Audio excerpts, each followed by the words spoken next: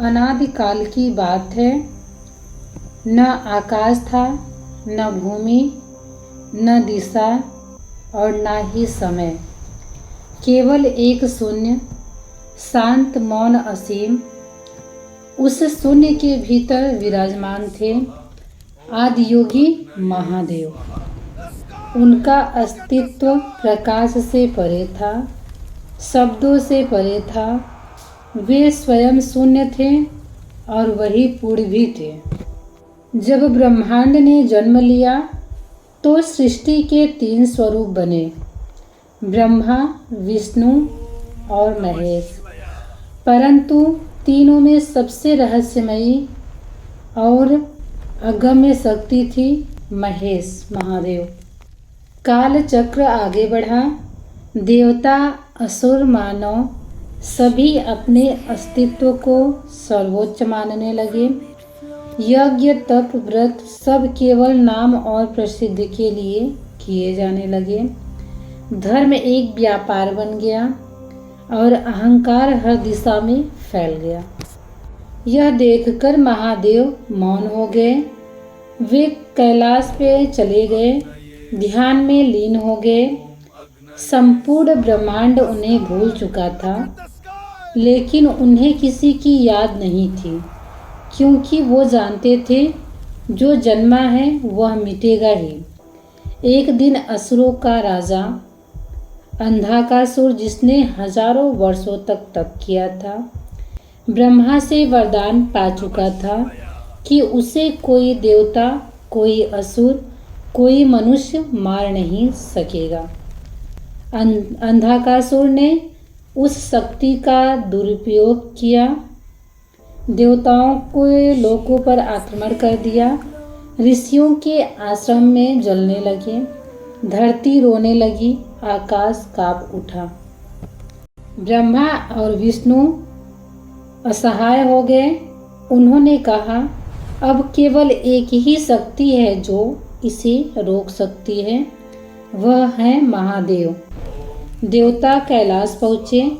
कैलाश मौन था, पर हवा में कंपन था। शिव समाधि में थे, सांस भी जैसे स्थिर थी। देवताओं ने निवेदन किया, प्रभु, सृष्टि जल रही है, अधर्म बढ़ गया है, आपकी आवश्यकता है। परंतु शिव मौन थे, क्योंकि जब तक विनाश आवश्यक ना हो, महादेव कभी क्रोधित नहीं होते। अंधकासुर ने कैलाश की दिशा में कदम बढ़ाए। मैं स्वयं भगवान बनूंगा। उसकी सेना ने पर्वत को घेर लिया। वह शिवलिंग पर प्रहार करने ही वाला था, तभी शिव की तीसरी आंख खुली। एक पल और पूरा आकाश जल उठा, धरती हिल गई। ब्रह्मांड में एक ही शब्द गूंज उठा, हर हर महादेव। शिव का तांडव आरंभ हुआ। वह तांडव न राग था। शिव का तांडव आरंभ हुआ। वह तांडव न राग था, न नित्य। वह सृष्टि के अस्तित्व का कंपन था। हर प्रहार के साथ असुरों की सेनाएं भस्म होती गई। अंधकासुर स्वयं शिव के चरणों में आ गिरा, पर उसका अहंकार नहीं टूटा। शिव ने त्रिशूल उठाया और बोले, अहंकार का अंत केवल आत्मा के मिलन से होता है। उन्होंने अंधकासुर को मारने के बजाय उसे अपनी भस्म में समा लिया, क्योंकि शिव विनाशक नहीं, परिवर्तक है। युद्ध समाप्त हुआ, पर ब्रह्मांड की ऊर्जा असंतुलित हो गई।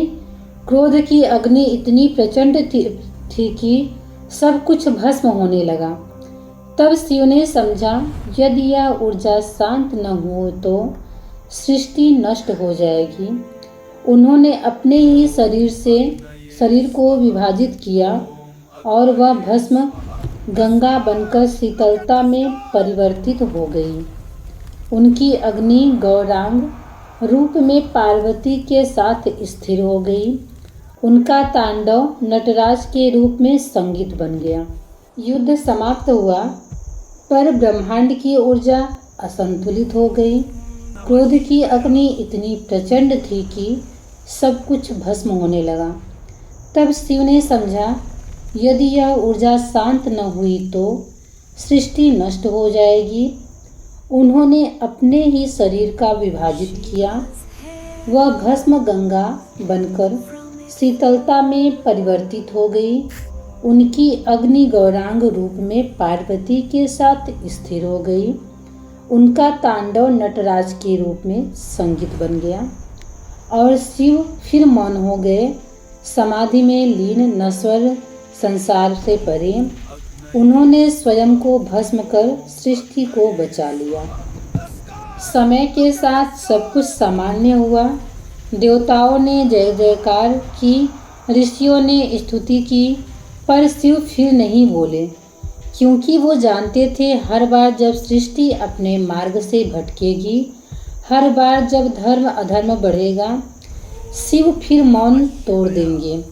महादेव ने तो केवल विनाशक हैं, वे सृष्टि के संतुलन का मूल हैं।